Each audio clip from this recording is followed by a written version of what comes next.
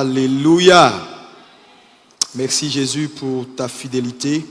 Ce matin, je veux continuer dans mon propos sur le thème général sur les fardeaux de la liberté. Mais je vais mettre l'accent aujourd'hui sur un autre point important qui est un thème à lui seul que je vais développer. La responsabilité en territoire de maturité. Est-ce que tu peux dire avec moi la responsabilité en territoire de maturité? Plus fort. Encore plus fort. Alléluia. Dimanche dernier, nous avons insisté sur le fait que lorsque Dieu t'envoie à Canaan, qui est le territoire de la liberté ou de la maturité, le mot d'ordre c'est le combat et la responsabilité. Et définissant la responsabilité, nous avons dit beaucoup de choses. Nous avons dit que la responsabilité était essentielle dans le sens où quand Dieu te donne la responsabilité sur quelque chose ou te confie par exemple un noyau de mangue pour dire sois responsable, ça veut dire que Dieu s'attend à ce que tu lui ramènes une forêt et non pas la mangue. Parce que la responsabilité prend en compte tout ce qui comporte la chose qu'on te remet. Exemple, si on te donne la responsabilité sur le jour, si Dieu te donne le souffle, lundi par exemple, tu te lèves, tu as la force, tu as le souffle, alléluia. Ta responsabilité au soir de la journée de lundi, c'est de ne pas revenir à Dieu avec le jour tel qu'il te l'a remis, mais venir également avec toutes les opportunités que Dieu a placées dans le jour. Donc gagner ces opportunités-là et ramener à Dieu un plus. Donc dans la notion de responsabilité, il y a la notion de rendre compte. Est-ce qu'on peut dire avec moi rendre compte? Alléluia. Et ce matin, je vais traiter de la responsabilité en territoire de maturité. Alléluia.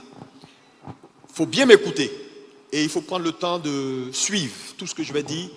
Je ne vais pas être long, mais je vais être précis sur certains points et nous allons continuer éventuellement dimanche prochain par la grâce de Dieu. J'ai compris une chose et c'est essentiel, c'est que dans notre marche avec Dieu et dans notre quête de devenir ce que Dieu veut qu'on soit et d'accomplir notre destinée, on doit en tant que chrétien savoir que les changements viendront. C'est important. Parce que vous savez, Dieu ne peut pas amener quelqu'un à là où il va, changer de position à un homme, le bénir, sans faire des ajustements, sans toucher certaines choses, sans enlever d'autres et envoyer d'autres. Donc, le changement ou les changements sont naturels. Le problème, c'est que beaucoup de gens n'ont pas cette prise de conscience que les changements sont des expériences que tout homme né d'une femme doit vivre. Alléluia. Donc, les hommes en général sont victimes de changements. S'il y a deux choses auxquelles tu feras toujours face, ce sont les changements. Dis avec moi changement. Et deuxième élément, c'est le temps. Donc, ces deux éléments-là, le temps et le changement, tout être humain né d'une femme fait face au temps et fait face au changement. Donc, c'est ta capacité de manager ces deux-là qui détermine ta performance dans la vie. Voilà pourquoi, quand c'est normal, quand c'est évident que ces choses arriveront, alors il est important de ne pas être ignorant en ce qui concerne ces choses. Le problème, quand on regarde l'Église, c'est que les chrétiens sont ignorants ou font exprès. Parce que, sachant que le changement est inévitable, peu sont ceux qui se préparent au changement. Mais vous savez, le problème c'est que quand on n'est pas préparé au changement, le pire est inévitable. Oui, regardez par exemple la situation de la Côte d'Ivoire. Nous avons passé une crise grave en 2010, en 2011, mais c'est comme si on n'a pas tiré leçon de cette crise-là et on ne s'est pas dit mais quelque chose est arrivé, il faut qu'on comprenne et qu'on prenne nos responsabilités. On est retombé dans les mêmes travers. Alléluia. Pourquoi? Parce que lorsqu'on n'a pas une prise de conscience que le changement c'est inévitable, que ce sont des choses qui arriveront et qu'on ne se prépare pas pour ça, alors le pire arrive toujours. Ma prière pour toi ce matin, c'est que le pire ne soit pas ton partage au nom de Jésus. Oh, pendant que je prêche, je veux que tu prêches avec moi ce ce matin, que tu dises Amen bien. Alléluia. J'ai dit le pire ou le pire ne sera pas ton partage au nom de Jésus. Donc le changement est quelque chose de commun. Si tu es un homme, tu feras face au changement. Alléluia. C'est sûr, le changement. Et les scientifiques nous disent que le monde, en général, change. Est perpétuellement en mutation. Et que chaque 4 grandes années, il y a des grands changements qui interviennent dans l'humanité. Mais lorsqu'ils font leurs analyses, ils disent ceci, que le monde change plus vite que l'Église. Donc là où le monde a changé 4 fois, c'est maintenant que l'Église change 1 fois. Ça veut dire que l'Église ne change pas beaucoup. Mais à cause de quoi? À cause de la tradition. Parce que vous savez, il y a une antipathie entre la tradition et le changement. Partout où il doit y avoir changement, la tradition n'a pas sa place. Parce que les hommes traditionnels n'aiment pas beaucoup changer. Ils sont nostalgiques du passé. Ils sont nostalgiques de la façon dont ils ont vécu et fait leurs choses. Vous allez voir que les hommes qui sont très traditionnels ont leur façon de faire. Non, non, non, moi c'est ici que je fais mes choses. Non, moi je dépose mes choses comme ça. Moi c'est ma façon. Mon papa a fait, ma grand-mère a fait. Mais attendez, et si ton père qui t'a transmis la connaissance s'était trompé ou avait une connaissance qui était moyenne? Tu ne fais même pas d'effort pour chercher à pousser et à dépasser les performances de ton père? Il y a problème. Donc l'église est une structure qui ne change pas beaucoup.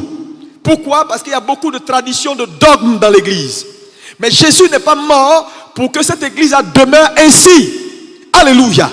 Dieu s'attend dans ces temps de la fin à une église responsable. Est-ce que tu peux dire avec moi, Dieu s'attend à une église responsable? Toi qui me suis écrit cela, Dieu s'attend à une église responsable. Alléluia. Oui, Dieu s'attend à une église responsable. Une église qui a compris que le changement viendra et le temps c'est maintenant. On doit se préparer à ce grand changement. Alléluia. Oh, dis-moi amen bien.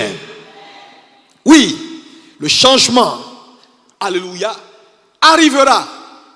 Mais vous voyez ici, également, un autre point à saisir, c'est que quand le changement intervient, partout où le changement intervient, une crise intervient. Parce que vous savez, la notion de changement et de crise, on peut interchanger les deux mots. Quand le changement intervient quelque part, la crise intervient.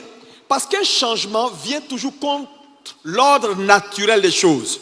C'est-à-dire, j'avais ma façon de faire, j'avais mes habitudes. Et quelque chose vient changer le cours naturel de mes habitudes, ça me met dans une position de crise. C'est pourquoi la crise, dans sa définition littérale ou dans ses fondamentaux, la crise n'est pas quelque chose de mal, elle n'est pas quelque chose de bien. Elle devient bien quand tu sais en tirer profit, elle devient mal quand tu ne sais pas en tirer profit. Donc une crise n'est ni négative ni positive. Est-ce que quelqu'un peut me dire amen? Donc voilà un changement. Un changement vient contre le cours normal des choses.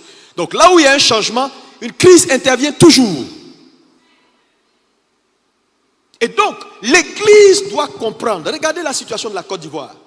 Nous sommes en situation de crise parce que Dieu est en train d'introduire dans cette nation des changements. Oh, ton amen n'est pas convaincant. Oui, nous sommes en pleine mutation. La Côte d'Ivoire est en pleine mutation. Tous ceux qui sont frileux ou nostalgiques de la période d'Oufoué, là, il faut oublier ça. La Côte d'Ivoire d'aujourd'hui ne sera pas la Côte d'Ivoire d'Oufoué. Pourquoi? Parce que Dieu évolue. Le destin d'une nation évolue. Est-ce qu'on peut me dire amen? Et donc, le Ghana a connu sa situation de changement et de crise. Le Zimbabwe a connu, les grandes nations qui sont aujourd'hui des nations développées, des nations démocratiques, ont eu des périodes de flottement où ils sont passés par des périodes de mutation profonde et de changement. Le problème c'est, quand on n'est pas préparé, alors il y a le pire. Mais Dieu veut que l'église qui est avant-gardiste se prépare, comprenne ces vérités que nous sommes en train de dire, afin d'être une église responsable. Alléluia. Et lorsque les situations arriveront, que l'église ait le bon message, que l'église ait la bonne direction pour ne pas que la nation s'écroule. Qui croit ça? Alléluia. Donc on ne peut pas parler de changement sans parler de crise. Alléluia. Donc les changements apportent des crises. Alléluia. Maintenant, je vais te définir ce que c'est qu'une crise. Parce que beaucoup de gens peuvent dire, pasteur, crise, c'est quoi crise? Une crise, tu peux le noter. Alléluia. Les crises sont des situations qui viennent changer, je l'ai dit tout à l'heure, le cours normal des choses. En apportant un certain nombre d'éléments importants. Numéro 1, l'inconnu. Dis avec moi l'inconnu. Encore plus fort. Donc, lorsque tu vois une situation d'inconnu, alors tu n'es pas loin d'une crise. Regardez par exemple la situation de la Côte d'Ivoire aujourd'hui. Tu ne peux pas me dire qu'il n'y a pas d'inconnu. Parce que nous tous qui sommes assis ici, là, il n'y a pas quelqu'un qui sait ce que sera lundi, mardi, mercredi, jeudi, vendredi, samedi, dimanche. On a fini les élections. D'ici ce soir ou demain, on aura le taux de participation. On aura le candidat déclaré vainqueur. Qu'est-ce que ça va susciter? Ensuite, il y a la prestation de serment. Qu'est-ce que ça va susciter? Qu'est-ce que les gens vont dire? Est-ce que ça va participer à apaiser la situation ou à l'envenimer? Donc nous sommes dans une situation d'inconnu. Voilà pourquoi certaines personnes ont pris la responsabilité de dire, écoute, comme je ne maîtrise rien du tout, même quand tout semble normal, je préfère ne pas bouger ou de m'asseoir. Donc, quand vous voyez l'inconnu, vous n'êtes pas loin de la crise. Et là où vous n'êtes pas loin d'une situation de crise, un changement est en cours. Oh, dis-moi amen bien. Deuxième élément que les situations de crise apportent, elles apportent la contradiction. Est-ce qu'on peut dire avec moi la contradiction?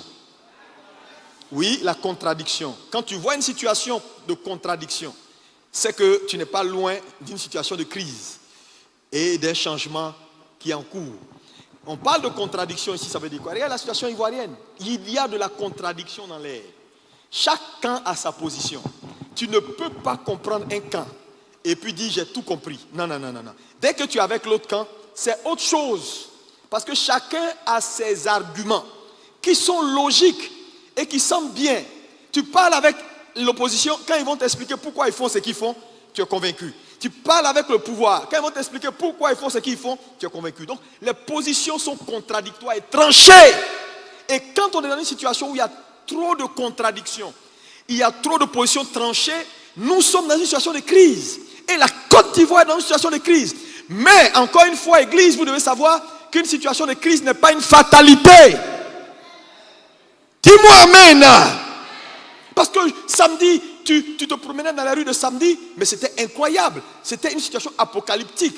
Même si on confinait les gens, je ne sais pas si les gens, la ville allait être aussi vide. Les gens, les commerces fermés, tout est fermé, tout ce qui est vital fermé. Les gens avaient peur, personne ne veut mettre son pied dehors.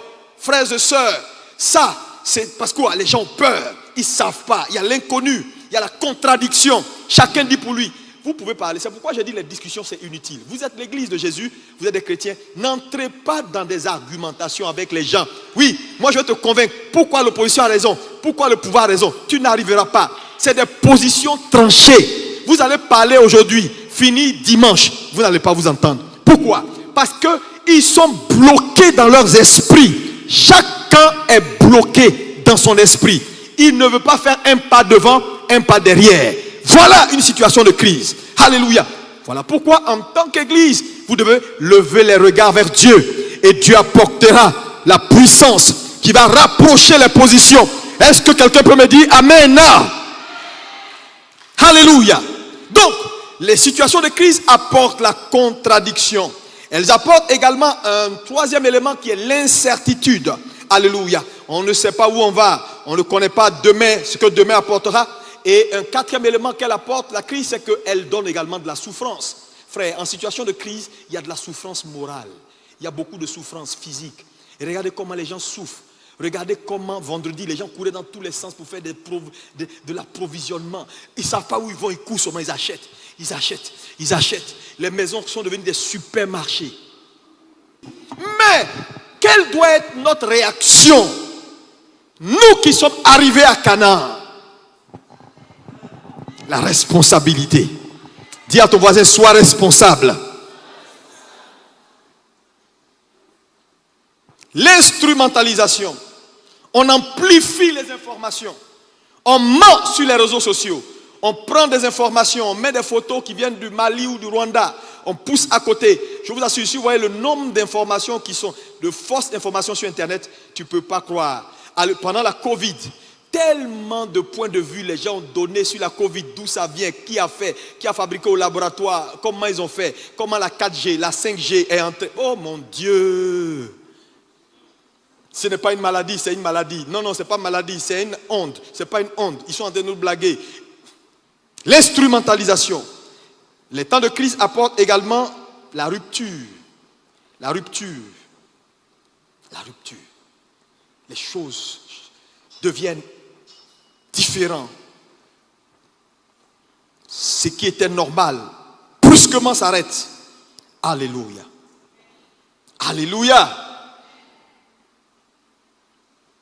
Frère, voilà la vérité des situations de crise. C'est pourquoi je voulais dire à quelqu'un, si telle est ta quête d'aller vers Dieu, d'aller vers le meilleur de Dieu, alors le changement est inévitable.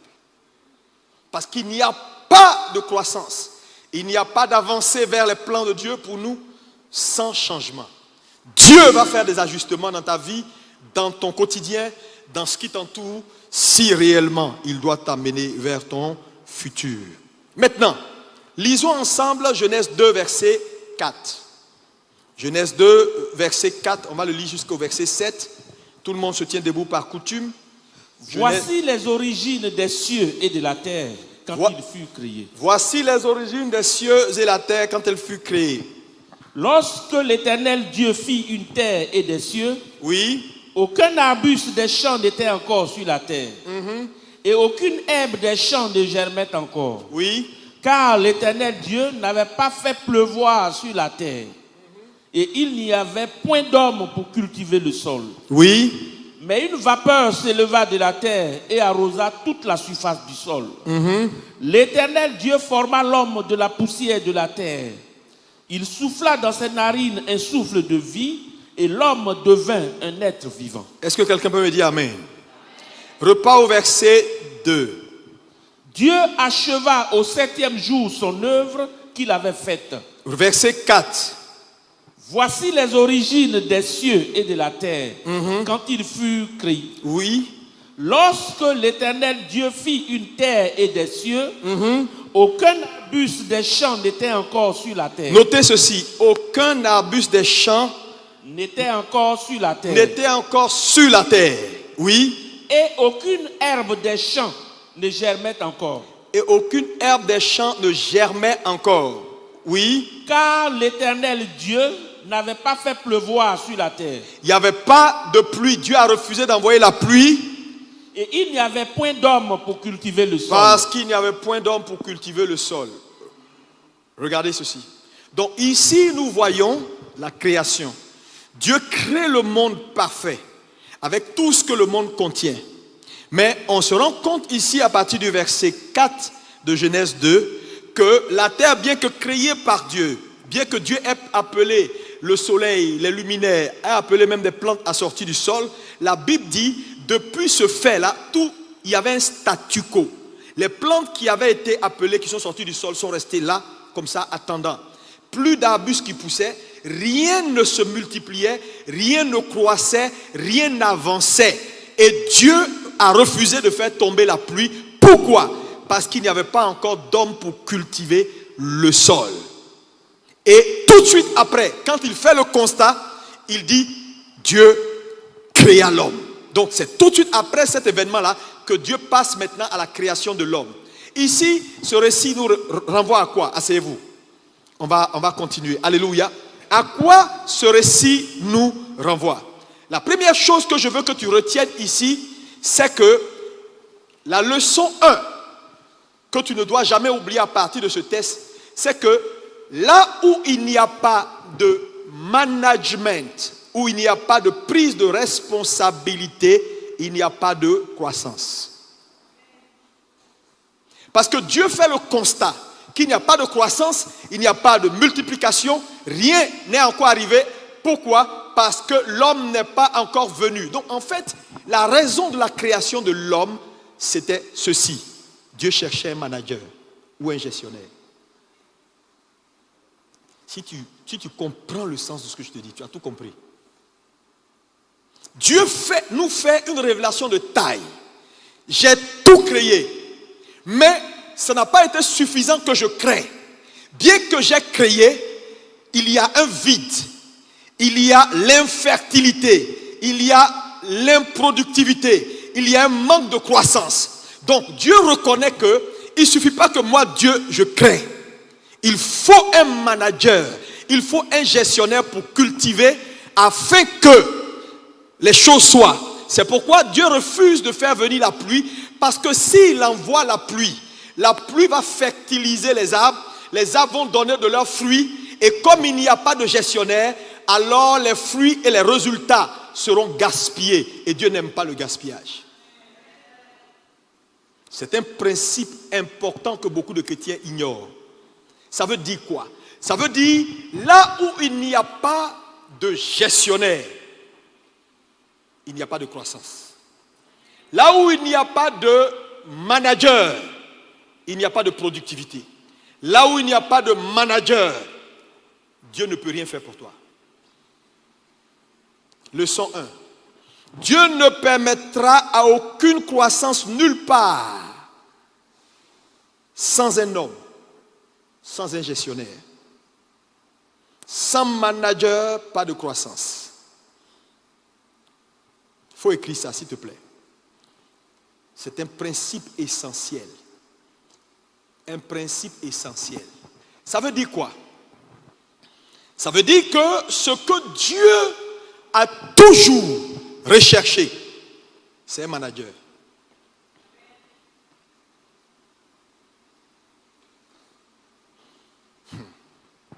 Je comprends pourquoi le mot d'ordre à Canaan, c'est la responsabilité.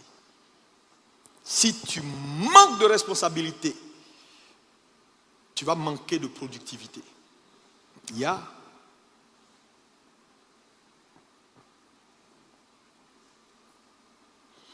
Et vous savez, cela doit amener l'Église à une conclusion partielle.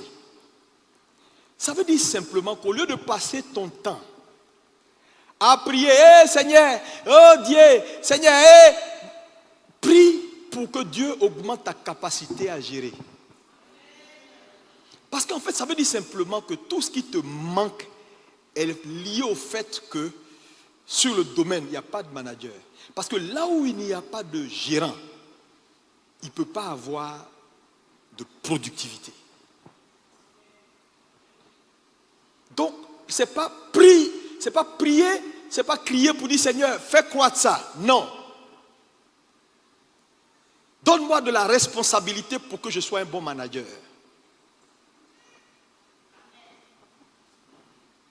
Deuxième leçon qu'on peut tirer de ce texte important, c'est ceci. Note. Tu finiras par perdre tout ce que tu as si tu n'appliques pas à ce que tu as le management. Matthieu 13, verset 12. Lis-moi ça. Matthieu 13, 12. Matthieu 13, 12. Oui. Car on donnera à celui qui a, et il sera dans l'abondance. Mais à celui qui n'a pas, on ôtera même ce qu'il a. Regardez ici, ce verset est très important. C'est un verset qui est très profond. On donnera à celui qui a, et il sera dans l'abondance. Mais à celui qui n'a pas, on ôtera celui qui a. Regardez sur le dernier monsieur. On dit il n'a pas, et puis on dit il a. Qu'est-ce qu'il a et qu'est-ce qu'il n'a pas?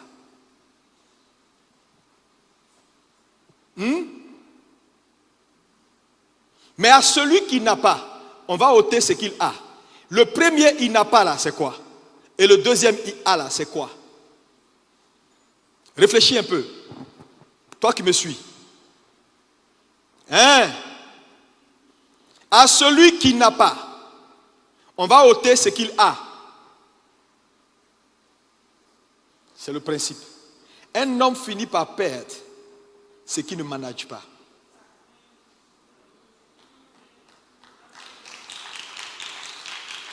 C'est simple. Ce qu'un homme a, c'est ce que sa capacité de gestion lui donne. J'ai dit dans la responsabilité, il y a la notion de rendre compte. Mais pas rendre compte dans la nature initiale. C'est-à-dire, on te confie une charge. Quand tu rends compte, la charge doit être amplifiée. Elle doit être meilleure. Elle doit grandir. Donc, ce que tu as, c'est le plus que tu ajoutes à ce qu'on t'a donné, parce que ce qu'on t'a donné ne t'appartient pas. Donc, en fait, ce qu'un homme a, c'est ce qu'il a ajouté. C'est la valeur ajoutée. C'est les opportunités qu'il a transformées en résultats. Ça, c'est pour lui. Mais ce que Dieu donne ne lui appartient pas. Donc, quand tu n'as pas fait ce qu'on appelle la valeur ajoutée, quand tu n'as pas créé ou tu n'as pas managé pour amener la chose dans un état meilleur, alors on va te prendre à toi parce que tu n'as pas. Parce que ce qui appartient à un homme, c'est ce qu'il a envoyé comme valeur ajoutée. On te prendra ce que tu as. Le deuxième tu as là, ce n'est pas pour toi, c'est ce que Dieu t'a donné.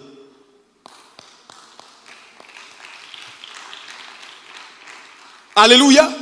Et donc, le principe reste le même. Faites très gaffe les gars. Ce qu'un homme ne manage pas, il finit par le perdre. Parce que dans la notion de management, quand on va définir le management, vous allez voir que dans la notion de la définition du management, il y a toujours les résultats. Il n'y a pas de management sans résultat, sans ajout, sans meilleur. Non, non, non, non. On ne manage pas quelque chose et puis on est là, c'est là. Non, non. On manage pour tirer le meilleur. C'est pourquoi, si on doit définir le management en quelques mots, alléluia, qu'est-ce que le management peut représenter? Numéro 1, manager, c'est planifier. Dis avec moi, planifier. Manager, c'est organiser. Manager, c'est diriger. C'est contrôler une organisation afin d'atteindre des résultats. Donc, quand on planifie, on contrôle, on dirige, alléluia, c'est en vue de résultats. Manager, c'est quoi encore? C'est l'art de conduire des hommes pour en tirer des résultats. Même quand tu manages des hommes, ça veut dire quoi? Tu es pasteur, tu es responsable. Manager, c'est ta capacité à conduire tes collaborateurs pour en tirer le meilleur. Ça veut dire sortir de le meilleur. On te donne des collaborateurs, dans 6 mois, ils doivent être mieux ou meilleurs que là où on les a déposés au départ avec toi.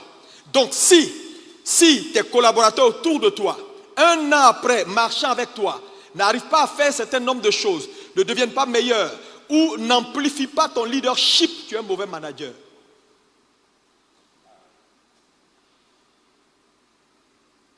C'est pourquoi vous allez voir que beaucoup de gens ont plein de choses dans la tête. Ils ont beaucoup de versets, mais c'est des mauvais managers. Le management, c'est tout dans la vie. C'est le quotidien des hommes, c'est le management. Gérer des hommes, gérer une église, et c'est des choses qui s'apprennent, mon ami. C'est pourquoi je dis aux gens, tu ne comprends pas, ce n'est pas le Saint-Esprit qui va venir. Ce n'est pas parler en langue qui manage les gens.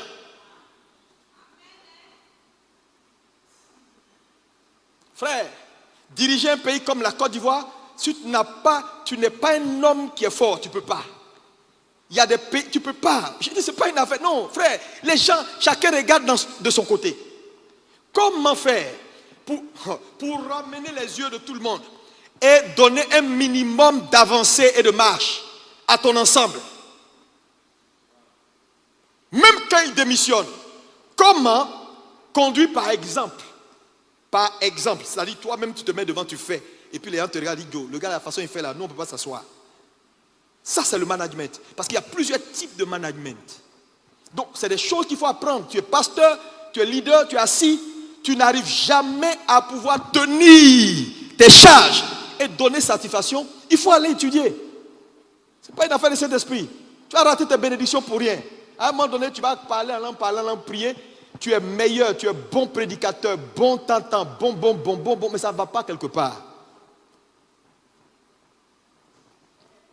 Dieu s'attend à une église responsable. Moi, je l'ai compris. Et tu sais, ce que je suis en train de te dire ce matin-là, c'est des choses ingrates. Il faut les faire parce que Dieu te le demande. Non pas parce que tu veux faire plaisir à quelqu'un. Non, non, non, non, non, non, pas du tout. Alléluia. Donc manager, c'est cela. Manager, c'est organiser pour des résultats. Donc c'est l'art de conduire des hommes. Manager également, c'est quoi? C'est prendre ses responsabilités pour une organisation personnelle de sa vie, sur le plan social, sur le plan familial et sur le plan administratif, et à tous les niveaux. Ça veut dire quoi? Un vrai manager, c'est quelqu'un qui prend ses responsabilités pour organiser sa vie sur le plan social, professionnel, familial, à tous les niveaux, pour mieux se porter ou mieux bénéficier de cette vie que Dieu lui a donnée. Donc ta responsabilité quand tu es à Canaan, c'est également de savoir manager ta propre vie familiale, sociale, professionnelle, à tous les niveaux. C'est ça manager. Est-ce que quelqu'un est béni?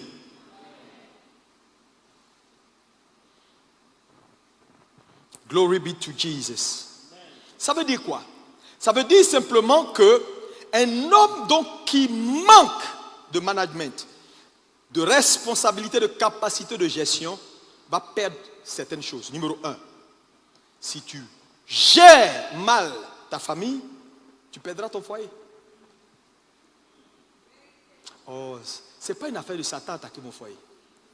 Il y a des gens ici, sans être un prophète de malheur, ici 1 an, 2 ans, tu seras au bord de la rupture. Parce que le principe va se mettre en manifestation. C'est un principe.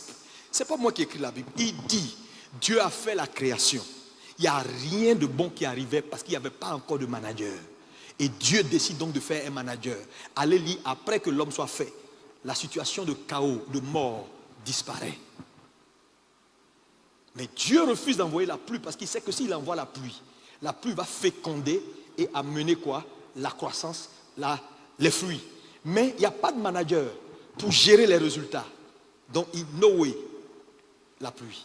Donc, quand il n'y a pas de manager, la pluie va manquer. La pluie, tu sais, c'est-à-dire que tu vas travailler le Saint-Esprit, mais tu ne bénéficieras pas de c'est-à-dire de cette grâce-là de fertilité.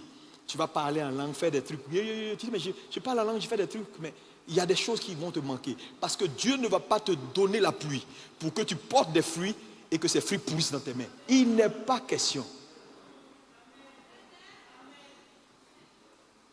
Donc tu vois des gens qui sont très loin, mais qui sont fauchés.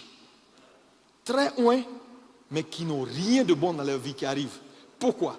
Parce que l'autre aspect de leur onction qui est chargé de fertiliser leur vie, Dieu stoppe ça parce qu'ils ne sont pas encore responsables.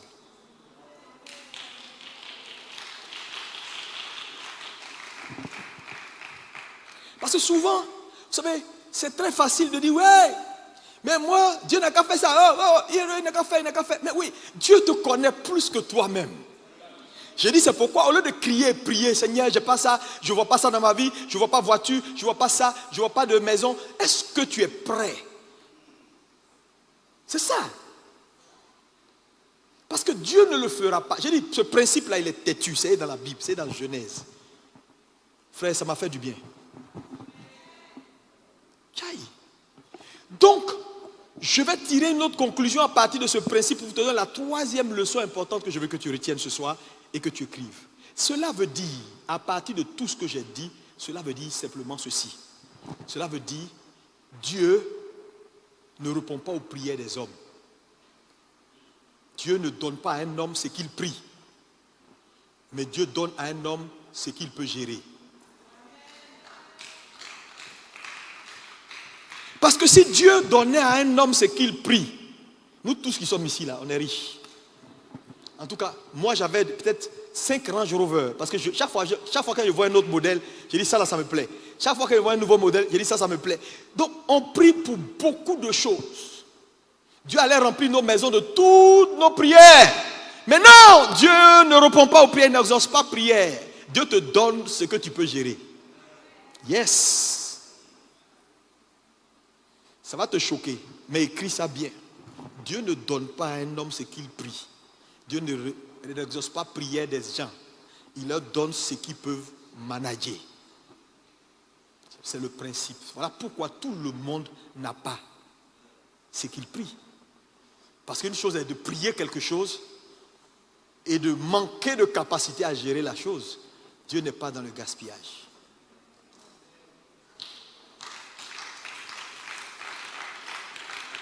Tu sais, si tu n'acceptes pas cette parole-là, c'est ton problème. Oh. Non, c'est le pasteur qui a dit. Ce n'est pas moi qui ai dit. Lisons un verset. Matthieu 25. Verset 15. Lis-moi ça, pasteur. Verset 15. Oui. Il donna 5 talents à l'un, Oui. 2 à l'autre et 1 au troisième, Oui. à chacun selon sa capacité. Regardez. Il donne 5. Il donne 1. Mais frère, il dit à chacun selon sa. Qu'est-ce que cela veut dire? À chacun selon sa capacité veut dire, il donne à chacun selon l'habilité qu'il a pour gérer. Donc en fait, celui qui a eu 1 là, ce n'est pas combine. C'est parce que son niveau de management correspond à 1. Celui qui a eu 5 là, son niveau de gestion de management correspond à 5. Donc Dieu est juste. Il donne toujours à chacun selon sa capacité. C'est pourquoi Dieu ne te donnera pas ce que tu pries. Il te donnera ce que tu peux gérer. C'est clair. Frères et sœurs, c'est clair. Arrêtons de tromper l'église, de tromper les chrétiens. Leur dit prie. Non, le monsieur n'a aucune capacité à gérer. Tu dis à un jeune homme, oui, prie, Dieu va te donner une femme. Mais quelle femme? Le monsieur ne sait même pas prendre soin de ses 2 pieds, de son propre caleçon qu'il porte. Ces femmes, il va prendre soin de ça? Non, l'affaire est sérieuse. C'est pourquoi, quand tu veux quelque chose, demande à Dieu de te qualifier dans la chose. Elle viendra sûrement. Souvent, il y a tellement souvent de challenges dans notre environnement ici. Et souvent je me demande, et Dieu me dit, c'est parce que je t'ai qualifié pour ça. C'est pourquoi? Parce que souvent, je te dis, je me dis, si c'était peut-être quelqu'un d'autre, il y a longtemps il a fui. Les challenges sont nombreux, mais elles ne me disent rien du tout. Parce que quelle que soit la forme de challenge, la machine va tourner. Je vais contrer ça et puis on va s'asseoir, on va parler affaires. Qu'est-ce que je veux dire à quelqu'un? Frère, il n'y a rien qui peut dépasser. C'est pourquoi on dit même la tentation. Dieu ne permettra pas qu'elle aille au-delà de tes capacités. Donc la situation que tu vis là, elle est proportionnelle à ce que tu peux faire. Tu es juste. Quand Dieu pointe quelque chose dans ta vie, c'est parce que tu peux. C'est les hommes qui veulent te frustrer et te demandent ce que tu ne peux pas faire. Dieu ne fait pas ça. Quand il te demande quelque chose, tu as ce qu'il faut. Tu peux l'ignorer, mais tu l'as. Dieu est bon. C'est pourquoi il te donnera toujours ce que tu peux gérer. Pas au-delà. Donc, check ta vie. Souvent, nos prières, nos ambitions sont au-delà de nos forces. Mais Dieu n'est pas un tyran pour te tuer. Il t'aime trop pour te tuer.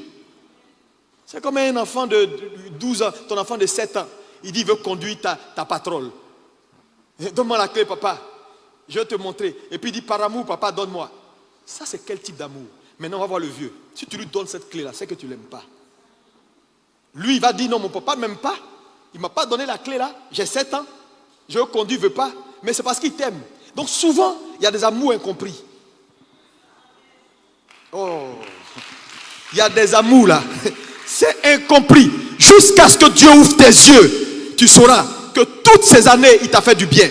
Continue. C'est pourquoi je dis, quand tu ne comprends pas, tais-toi. Je l'ai dit dans la réunion de Zoom, en situation de crise, attitude numéro 1, silence. Parce que le silence est un autre message. Sauf que c'est un message c'est le meilleur. Parce que l'adversaire en face, ce n'est pas de quoi tu penses. Donc il va dans tous les sens lui-même. Le silence. Si Dieu ouvre tes yeux, je dis, Dieu va te montrer qu'il t'a toujours aimé. Oui, il t'a toujours aimé. On donne trop de force à Satan. Satan n'est rien du tout. Oui, Il y a beaucoup de choses qui arrivent là. C'est Dieu lui-même qui est en train de gérer ta vie. Il te donne quand il faut, il retient quand il faut, il attend que tu grandisses, il te parle parce qu'il est un bon père. Il dit, vous, mauvais comme vous êtes, je vous connais. Si vous savez faire des bonnes choses pour vos enfants, à plus combien forte raison, moi, Dieu, je ferai des bonnes choses pour mes enfants. Dieu est bon, hein? Je dis, si tu n'es pas convaincu que Dieu est bon, je t'annonce aujourd'hui que tu n'as rien perdu encore. Arrête de penser comme les hommes. Dieu n'est pas un homme. Tu n'as rien perdu. Frère, la vie ne fait que commencer pour toi. Dis-moi 3 fois amen et reçois la grâce de Dieu. Dieu ne fait que commencer avec toi. Il est un bon père. Et regardez même vos enfants dans vos maisons. Ils veulent jouer aux jeux vidéo jusqu'à 2h du matin. C'est quel parent qui va aimer son fils et qui va le laisser qu'à 2h du matin sur jeux vidéo? Quand tu lui dis non, il serre son visage, il est fâché, il est là. Mais en fait, il ne sait pas que tu l'aimes. Parce que pour lui, l'amour, là, c'est le laisser aller dans le mal. Dieu ne va pas regarder ton visage serré. Dieu ne va pas regarder tes cris et tes pleurs. Je dis, s'il y a une seule prière que tu dois faire, augmente ma capacité à gérer.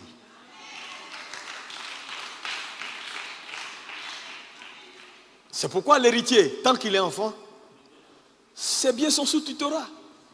Frère, la Bible est remplie que de ça. Oh, quelqu'un peut acclamer Jésus?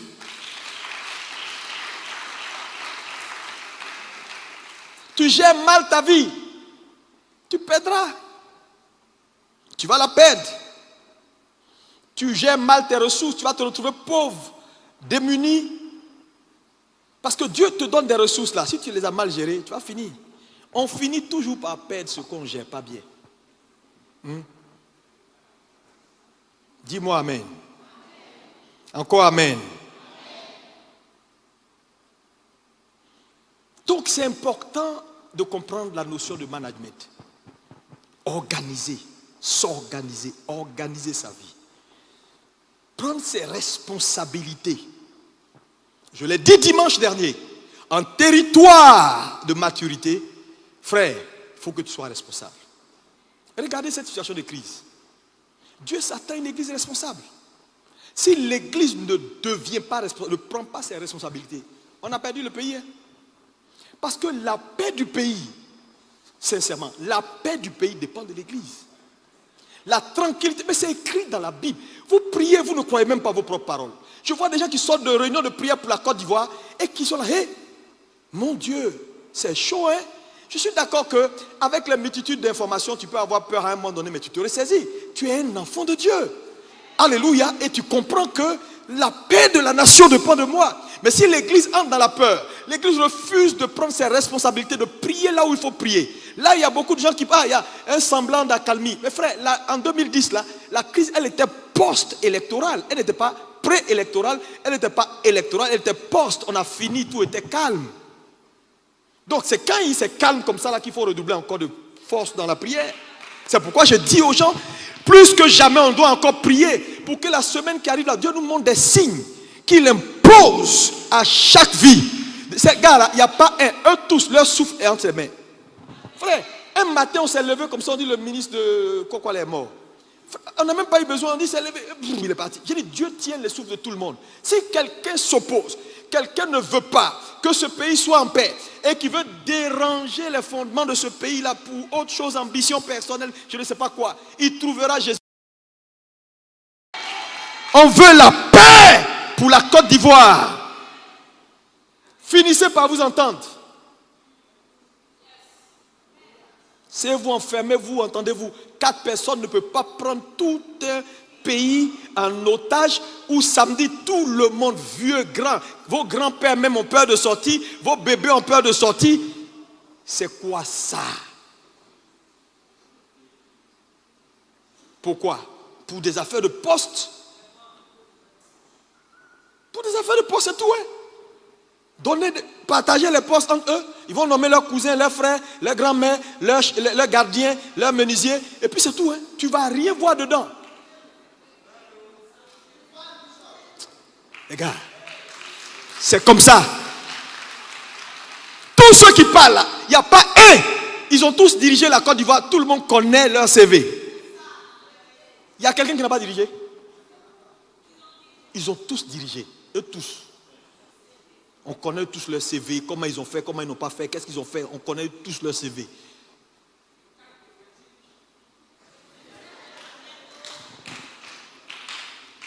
Laissez-nous vivre en paix dans notre nation. Dites-moi amen si vous êtes d'accord.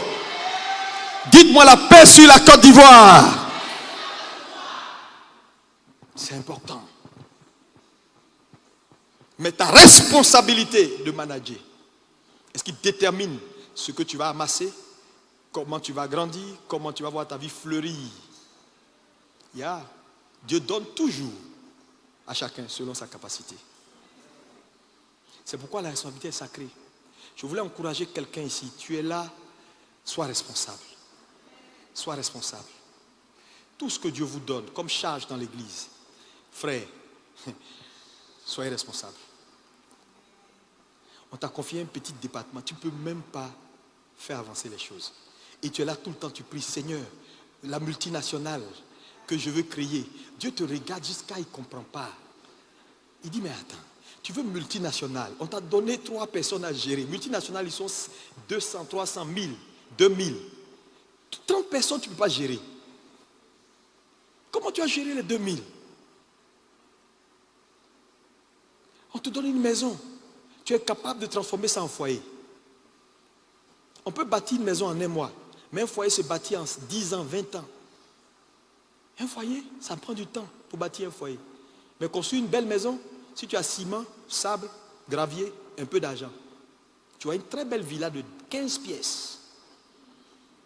Mais villa de 15 pièces là, mon cher, pour rendre ça en foyer, ça peut te prendre toute une vie. Donc tu es une femme, il faut comprendre que tu as de la responsabilité. De même, l'homme a de la responsabilité. Tu prends enfant des gens, occupe-toi d'elle. Tu prends enfant des gens, planifie pour elle. Des enfants qui ont demandé, ils n'ont même pas demandé à naître, tu allais les faire venir dans le monde. Et puis tu les laisses à son matin. Ah, débrouille-toi. Tu veux manger, demande aux gens dehors. Ils vont, mais attends, tu es quel père responsable ça?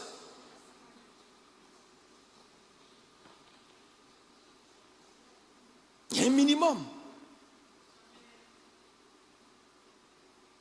Si tu n'es pas prêt à aider quelqu'un, il ne faut pas aller fatiguer l'enfant des gens. Tu as fait la pauvre dame, t'as aimé. Maintenant, tu te dis, j'ai besoin de pommade, tu dis, tu ne veux pas. Je veux manger un poulet braisé, tu dis, tu ne veux pas.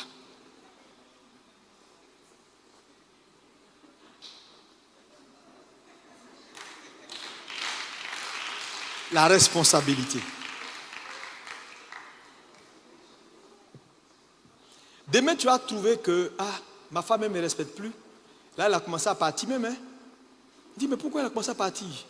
Je sais pas, je sens qu'il y a des sorciers qui l'attaquent. C'est pas ça, c'est toi. Le principe est simple. Ce que tu ne gères pas bien, tu finis par perdre ça. Non, je vous le dis, tu vas perdre. J'ai dit, ta femme va te demander le divorce en parlant en langue.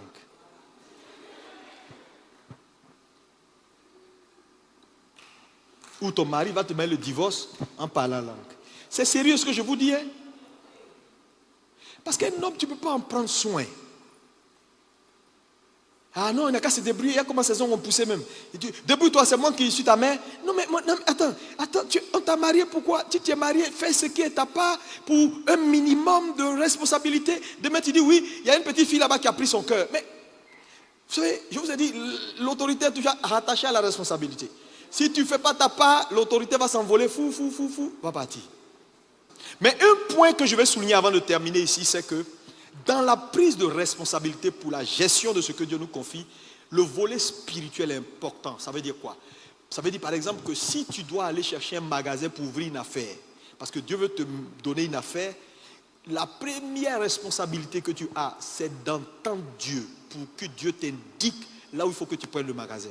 Parce que si tu as manqué ce premier niveau de responsabilité, ta capacité d'écoute, alors tu vas aller prendre le magasin dans un endroit où dans 6 mois ils vont casser. Donc quel que soit ce que tu vas déployer comme management pour gérer ton affaire là n'arrivera pas loin. Deuxième chose, si tu as pu écouter Dieu et qu'il t'a indiqué que c'est là que tu dois faire le magasin, c'est un premier pas. Maintenant, en deuxième niveau de responsabilité, si tu ne travailles pas pour gérer avec professionnalisme, tu vas perdre l'affaire. Donc, pour perdre une affaire ou pour perdre quelque chose, il y a deux niveaux de responsabilité. Numéro 1, ta capacité d'écoute. 2, ta capacité d'augmenter ton habileté à gérer ce que Dieu t'a donné. Voilà les deux combinés qui te donnent une victoire à long terme.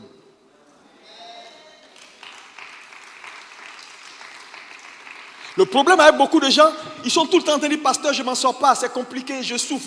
Mais tu souffres parce que tu manques de responsabilité. Non seulement tu n'écoutes pas Dieu, quand la parole de Dieu vient à toi, tu es sélectif. Tu es tout le temps en train de discuter la parole de Dieu pour dire, oui, ça c'est le pasteur qui a dit. Mais ouais, mais le pasteur lui-même là. Non, ce n'est pas une affaire de lui-même. Quand on vient ici là, ce n'est plus moi, Alexandre Amazou, c'est Dieu qui vous parle. Laissez-moi à côté. Alléluia. Parce que si tu fais l'amalgame, tu vas te perdre. Je suis un homme. Il peut m'arriver de faire des choses qui ne sont pas correctes. Mais Dieu, lui, il est correct. Quand on te donne la parole de Dieu, respecte la parole de Dieu. Ne dis pas non, le pasteur a dit, le pasteur a dit. Ce n'est pas une affaire de pasteur a dit. Moi, mes messages, enlevez-moi dans mes messages. Ne me collez pas. Parce que c'est Dieu qui parle. Maintenant, si tu peux me justifier par d'autres versets bibliques, ce que je te dis là, gloire à Dieu. Je dis un principe, il est têtu. Et le principe est plus fort que la puissance. N'oubliez jamais ça. Le principe est plus fort que la puissance.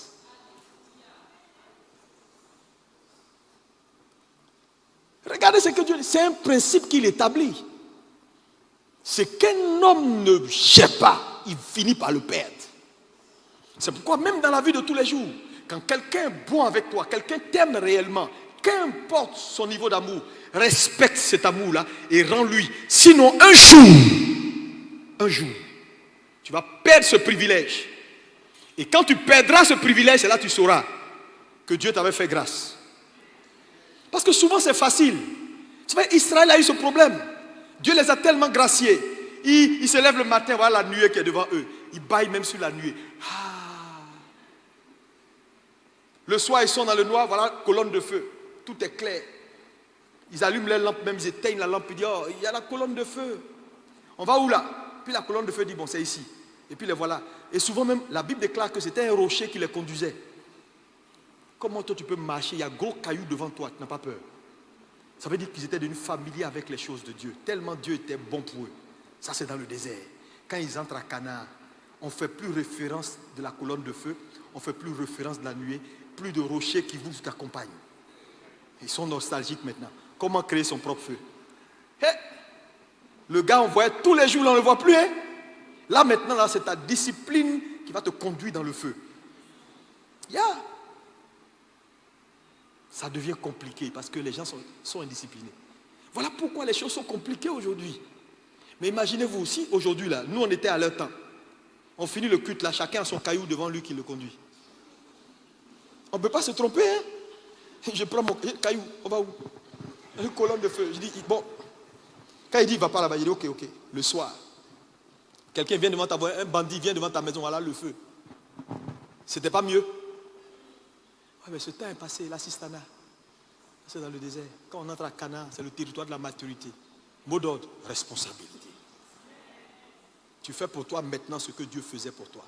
Dieu ne fait plus pour toi, il fait avec toi.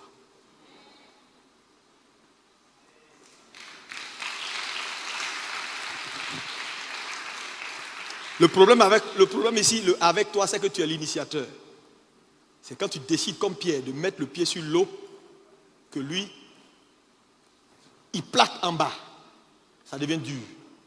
Si tu ne mets pas ton pied, ça sera toujours de l'eau avec les poissons, tu vas les voir. Mais dès que tu mets ton pied net, ça devient dur. Mais c'est toi qui commences. C'est là le pas de la foi. Et c'est là où les gens ne veulent pas. Qui est prêt à changer le visage de ce pays-là? En cette situation de crise.